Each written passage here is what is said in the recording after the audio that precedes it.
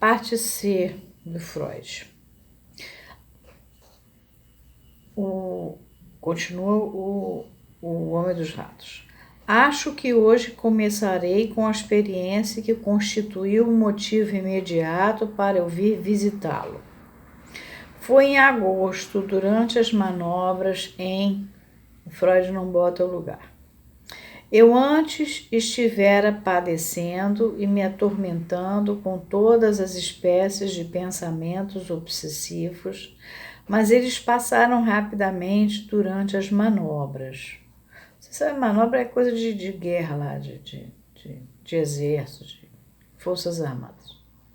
Eu estava a fim de mostrar aos oficiais regulares que pessoas como eu não só haviam aprendido bastante, mas também podiam aguentar bastante.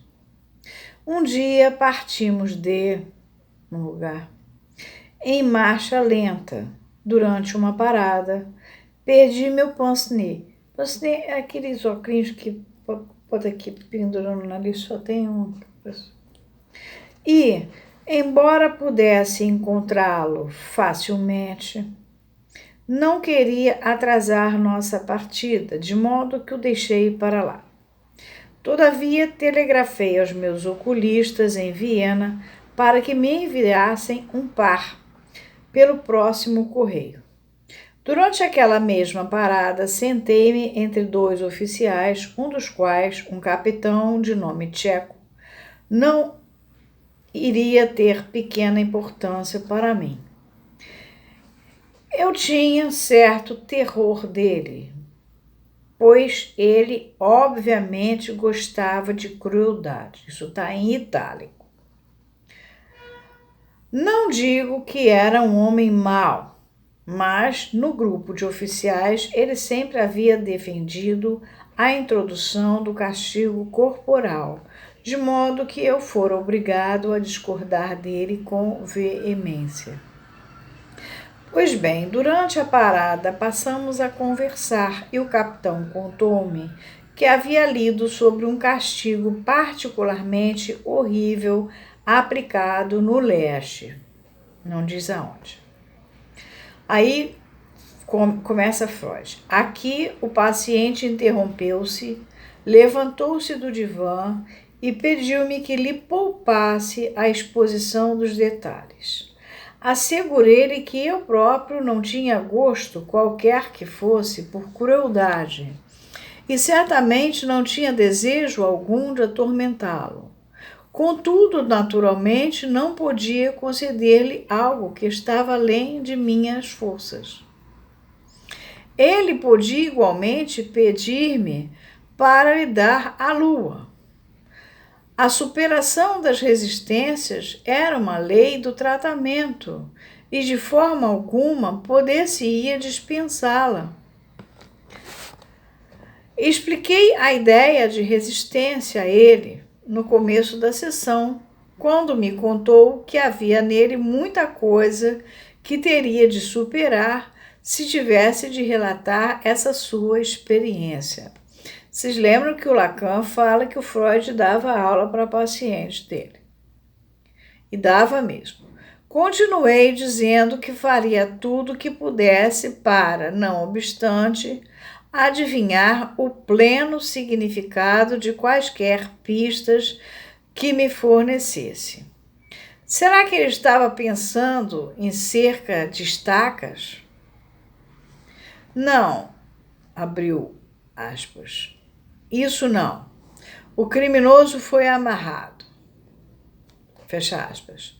Expressou-se ele tão indistintamente que não pude adivinhar logo em qual situação, abre aspas de novo, um vaso foi virado sobre suas nádegas.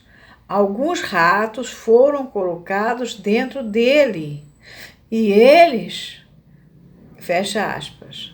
De novo se levantou e mostrava todo o sinal de horror e resistência. Cavavam no caminho no travessão em seu ânus, ajudei-o a completar.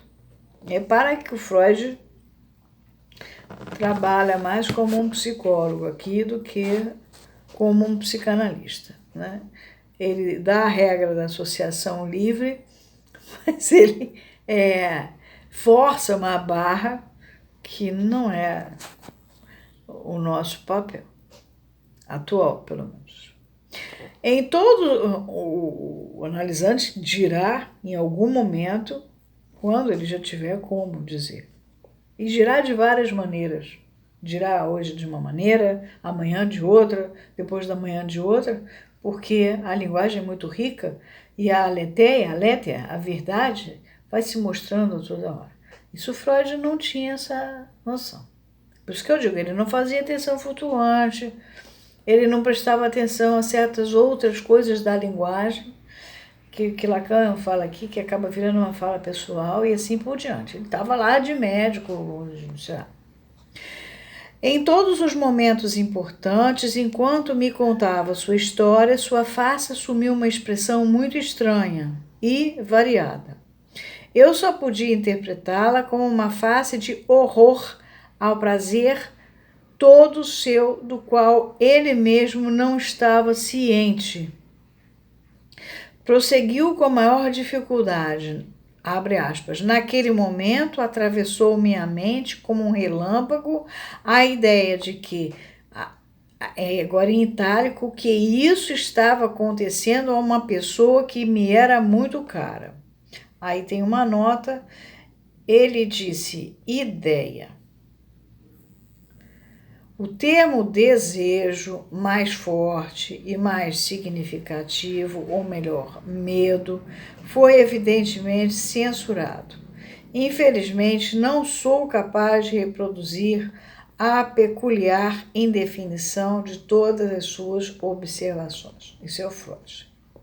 Continuando, respondendo a uma pergunta direta, ele disse que não era ele mesmo quem estava infligindo o castigo, mas que este estava sendo aplicado como se fosse de forma impessoal.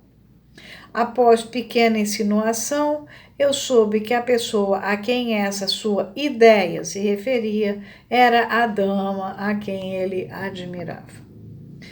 Interrompeu sua história para me assegurar de que esses pensamentos lhe eram totalmente alheios e repulsivos e para contar-me que tudo que se tinha seguido no curso deles passara por sua cabeça com a mais extraordinária rapidez. Vocês reparem como a denegação está aparecendo aqui, né? O Freud diz que não tem interesse nenhum em saber, mas enfim, tem que saber. Por outro lado, o outro fala que, olha, isso aqui é horrível para mim, né? Eu preciso assegurar que esses pensamentos são totalmente alheios a mim. Então, vocês reparem, era um neurótico, né? Fazia a Fernanda. Simultaneamente, a ideia sempre aparecia uma sanção, isto é, a medida defensiva que ele estava obrigado a adotar a fim de evitar que a fantasia fosse realizada. Um castigo. Também a Fernand e Freud só vai descobrir lá para 1926, o texto A Negativa, ele ainda não tinha chegado aqui. Ele já sabia como era neurótico obsessivo, o homem já tinha um mecanismo de denegação, mas ele não... Nem ele, Freud, percebe a própria dele. Quando o capitão falava desse horrendo castigo, ele prosseguiu e essas ideias lhe vieram à mente empregando suas fórmulas de praxe. Mas, acompanhado de um gesto de repúdio e a frase: o que é que você está pensando? Ele acabara por conseguir evitar ambas. Isso aí, eles vão fazer uma análise na página 224. Esse ambas surpreendeu-me e não há dúvida de que também confundiu o leitor. Isso porque até aqui ouvimos apenas uma ideia de o castigo com o rato ser aplicado à dama. Agora ele estava obrigado a admitir que uma segunda ideia lhe ocorrera simultaneamente, ou seja, a ideia do castigo sendo também aplicado a seu pai. Como seu pai havia falecido muitos anos antes, esse medo obsessivo era muito mais disparatado até mesmo do que o primeiro, e, em consequência, tentara evadir-se de ser confessado por mais algum tempo. Naquela noite, prosseguiu o mesmo capitão, entregou-lhe um pacote chegado pelo correio e dissera: o tenente A. Os nomes têm aqui pouca importância.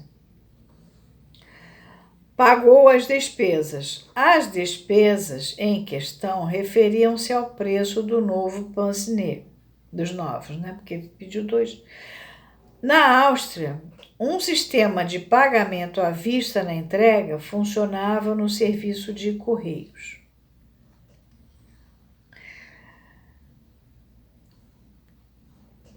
Pagou as despesas para você. Você lhe deve reembolsar. O pacote continha o pince-nez pelo qual ele havia telegrafado. Naquele instante, contudo, uma sanção, castigo, tomara forma em sua mente, ou seja, ele não devia devolver em pagamento o dinheiro, ou aquilo iria acontecer, isto é, a fantasia sobre os ratos se realizaria em relação a seu pai e a dama. E imediatamente, conforme um tipo de procedimento que lhe era familiar, para combater essa sanção, surgira uma ordem na forma de um juramento. Você deve pagar de volta as 3,80 coroas, uma quantia que equivalia na época a cerca, enfim, de qualquer coisa aí lá do mundo alemão, ao tenente A.